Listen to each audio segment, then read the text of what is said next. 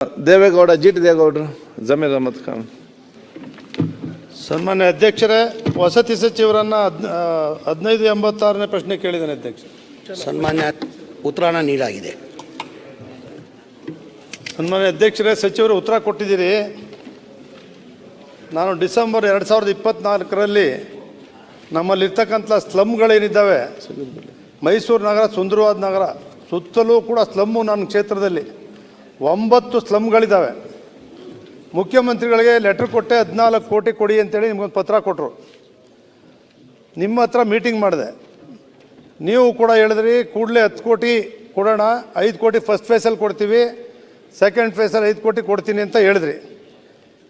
ಈ ದಸರಾ ಬರ್ತಾ ಇದೆ, ಇದುವರೆಗೂ ಕೂಡ 10-12 ನರ್ಮ್ ಯೋಜನೆಯಲ್ಲಿ ಬಂದಿರ್ತಕ್ಕಂಥ ಈ ಸ್ಲಮ್ಗಳು ರಾಜ್ಯದಲ್ಲಿ ಎಷ್ಟಿದ್ದಾವೋ ಗೊತ್ತಿಲ್ಲ.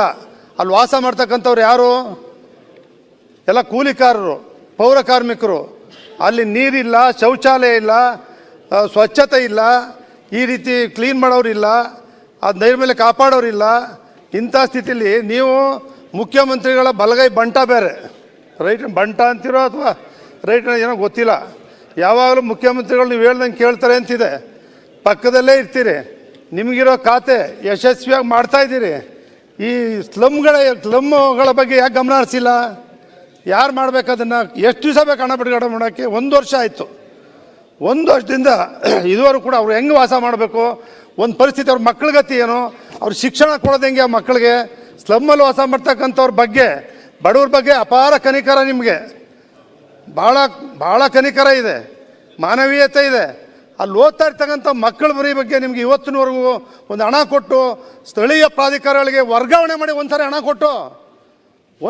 ಕೊಟ್ಟು ವರ್ಗಾವಣೆ ಮಾಡಿಬಿಡಿ. ನೀವು ಅವ್ರು ಮಾಡ್ಕೊಂಡು ಹೋಗ್ತಾರೆ. ಅದನ್ನು ದಯವಿಟ್ಟು ಹೇಳಿ, ಯಾವತ್ತು ಹಣ ಕೊಡ್ತೀರಿ, ಯಾವತ್ತು ಅದನ್ನು ಸರಿ ಮಾಡಿಕೊಡ್ತೀರಿ, ಯಾವತ್ತು ಅದನ್ನು ಹ್ಯಾಂಡ್ ಓವರ್ ಮಾಡ್ತೀರಿ. ನೀವು ಮಾಡಿಕೊಟ್ಬಿಟ್ರೆ ನಾನೇ ನಿಂತು ಅದನ್ನು ಸ್ಥಳೀಯ ಪ್ರಾಧಿಕಾರಗಳಿಗೆ ವರ್ಗಾವಣೆ ಮಾಡಿಸ್ಕೊಟ್ಬಿಡ್ತೀನಿ. ಸನ್ಮಾನ್ಯ ಸಚಿವರು ಹೇಳಬೇಕು ಉತ್ತರನ. ಸನ್ಮಾನ್ಯ ಅಧ್ಯಕ್ಷರೇ, ಸದಸ್ಯರು ಆಲ್ರೆಡಿ ಉತ್ತರನ ನಾನು ನೀಡಲಾಗಿದೆ. ಅವರಿಗೆ ಸದಸ್ಯರು ಹೇಳ್ದಂಗೆ 9 ಇಲ್ಲ, ಟೋಟಲ್ 11 ಸ್ಲಮ್ ಇರೋದು. ಟೋಟಲ್ 11 ಸ್ಲಮ್ ನಮ್ಮ ಕ್ಷೇತ್ರದಲ್ಲಿ 11 ಸ್ಲಮ್ ಬರ್ತದೆ. ಆಲ್ರೆಡಿ ಈ ಸ್ಲಮ್ಗಳು 2002ರಿಂದ ಹಿಡ್ಕೊಂಡು 2012ರಲ್ಲಿ ನಾವು ಲೋಕಲ್ ಬಾಡಿಗೆ ಹ್ಯಾಂಡ್ ಓವರ್ ಮಾಡಿದ್ವಿ. ಒಂದು ಸತಿ ಲೋಕಲ್ ಬಾಡಿಯವರು ತೊಗೊಂಡಿಲ್ಲ, ಲೋಕಲ್ ಬಾಡಿ ತೊಗೊಂಡಿಲ್ಲ ಕಾರಣಕ್ಕೆ ಈಗ ಪೆಂಡಿಂಗ್ ಇತ್ತು. ತಾವು ಮೊನ್ನೆ 1 ವರ್ಷ ಹಿಂದೆ ತಾವು ನಾನು ಎಲ್ಲ ಇಬ್ಬರು ಸೇರಿ ಒಂದು ಮೀಟಿಂಗ್ ಮಾಡಿದ್ದೀವಿ. ಇದು ತಿರ್ಗಾ ಲೋಕಲ್ ಬಾಡಿಗೆ ನಾವು ಹ್ಯಾಂಡ್ ಓವರ್ ಮಾಡಬೇಕಾದ್ರೆ ಎಲ್ಲ ಡ್ರೈನ್ದು ನೀರು, ಆಮೇಲೆ ವಾಟರ್ ಸಪ್ಲೈ ಎಲ್ಲ ಕೆಲಸ ಮಾಡೇ ಕೊಡಬೇಕು. ಅದಕ್ಕೆ ಟೋಟಲ್ 5 ಕೋಟಿ ಅಂತ ಆಗಿತ್ತು, ವೆಚ್ಚ 5 ಕೋಟಿ ಆಗ್ತದಂತ ಒಂದು ಎಸ್ಟಿಮೇಟ್ನ ರೆಡಿ ಮಾಡಿದರು.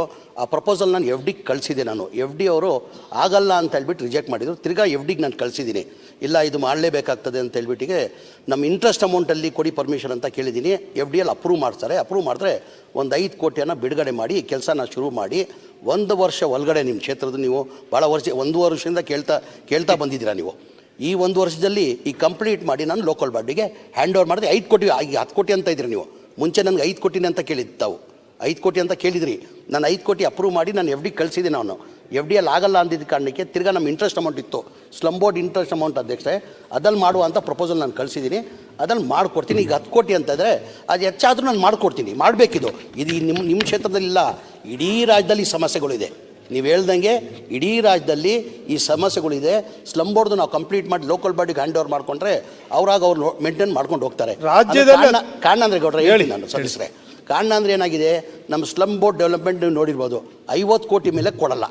ಯಾವುದನ್ನ ಸರ್ಕಾರ ಇರಲಿ, BJP ಸರ್ಕಾರ ಇರಲಿ, ಕಾಂಗ್ರೆಸ್ ಸರ್ಕಾರ ಇರಲಿ, ಜನತಾದ ಸರ್ಕಾರ ಇರಲಿ, 50 ಕೋಟಿ ಮೇಲೆ ಸ್ಲಮ್ ಡೆವಲಪ್ಮೆಂಟ್ ಅಂತ ವರ್ಷಕ್ಕೆ ಬಜೆಟಲ್ಲಿ ಕೊಡಲ್ಲ. ಸ್ಲಮ್ ನಮ್ಮದು 480 ಸ್ಲಮ್ ಇದೆ, 4000 ಚಿಲ್ಲರೆ ಸ್ಲಮ್ಗಳವೆ ಇಡೀ ರಾಜ್ಯದಲ್ಲಿ.